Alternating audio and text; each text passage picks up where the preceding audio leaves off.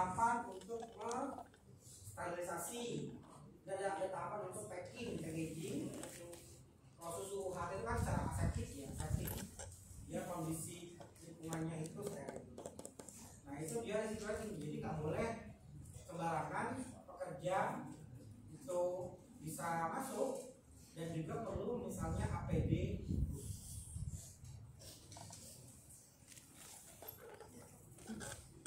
Misalnya yang tadi ya, dia pakai benar ya, untuk semuanya gitu ya. Ini nggak boleh ada ini bagian tubuh yang terekspos, itu nggak boleh. Kalau pada high level risk itu, kalau kalian kerja di industri susu itu, kalau kalian lihat ada staff-staffnya itu ya, apa yang pelaksana teknisinya itu, dia pakai bajunya itu menyeluruh tutup.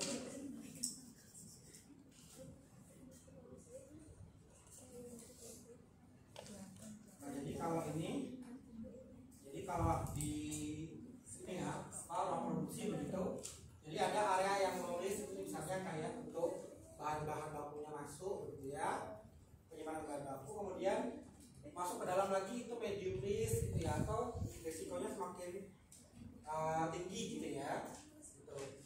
Dan juga yang dia high risk atau risikonya sangat tinggi gitu ya. Nah di sini ada semacam ruang transisi, jadi ini untuk mengatur supaya tidak terjadi kontaminasi. Jadi ruang transisi ini bisa ada upaya untuk pembersihan, misalnya dikasih hembusan udara, atau misalnya dikasih semacam sinar tertentu begitu ya, untuk mencegah kontaminasi gitu ya, pada level yang risiko yang lebih tinggi. Sampai kalau misalnya udah jadi produknya kan, kemudian tinggal packing, nah itu dia di area tinggal masukin ke kardus gitu ya. Nah kalau lihat di sini contoh, ini ada dua proses ini yang memasukkan susu dalam botol, kemudian dikemas gitu ya, ditutup botolnya, kemudian ini yang ada yang memasang Tetra Pak juga aseptik. Ini dua-duanya mana yang low risk, mana yang high risk? Itu high risk. Atau dua-duanya low risk atau dua-duanya high risk? High risk. High. Dua-duanya High risk. high risk. Karena memang apa ya? Steril.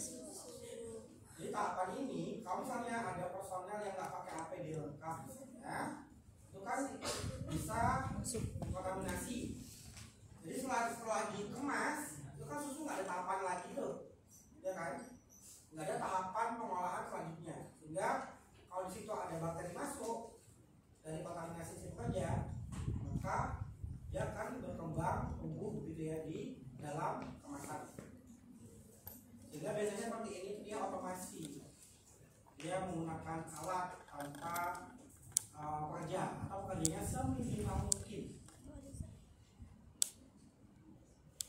Kemudian ini yang kiri itu kayak memasukkan daging ayam mentah begitu ya ke tray.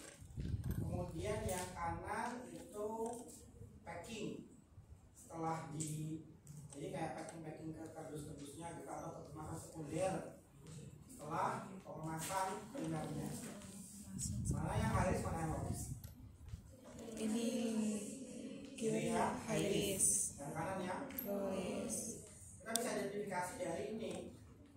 Kalau yang high risk ini kan dia cenderung tertutup semua, ya kan, APD-nya lengkap gitu ya. Kalau yang low risk itu yang low risk ini, yang kontak ini pun nggak masalah, tangannya terbuka atau ini nggak masalah. Kalau dia tidak menggunakan glove itu nggak masalah, karena dia sudah ada kemasan primernya.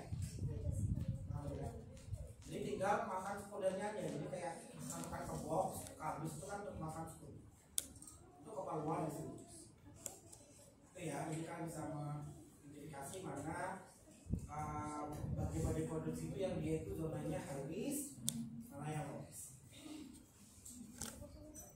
Oke, kita cukupkan ya hari ini. Ada pertanyaan ya kan? Terakhir, tidak ada. Tidak ada, kita ulang begitu ya. depan ya. Terima kasih. Wassalamualaikum warahmatullahi wabarakatuh.